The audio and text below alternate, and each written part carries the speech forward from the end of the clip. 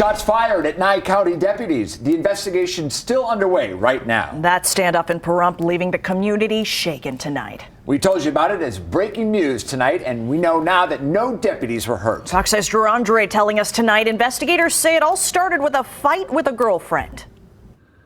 Tonight, investigators are still on scene and deputies are packing up after a several-hour standoff that ended here on Dana Way outside the suspect's home.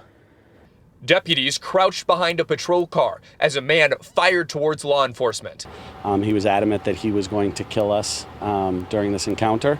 The suspect, who has not been identified yet, allegedly shot towards his girlfriend's home on Leslie Street, but no one was injured. I heard a regular, I guess they were pistol shots, and then these big boom, boom, like a percussion.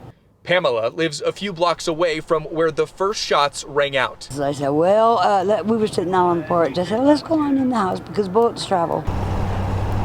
Deputies responded and found the suspect about a mile down the road at his home on Dana Way. He immediately started firing when deputies arrived. We've had an ongoing dispute for the last week with him, and not just her, several people in the community.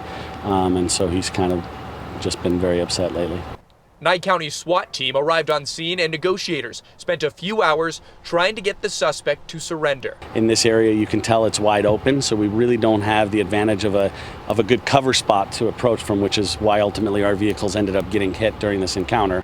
Eventually, the sheriff's department used gas and moved into the home, arresting the suspect who had a gunshot wound. Deputies believe it was self-inflicted. This is the reality of law enforcement, and we teach our guys and prepare and train to try to resolve these in the best way possible. And today, at least, none of our guys were hurt leaving the scene.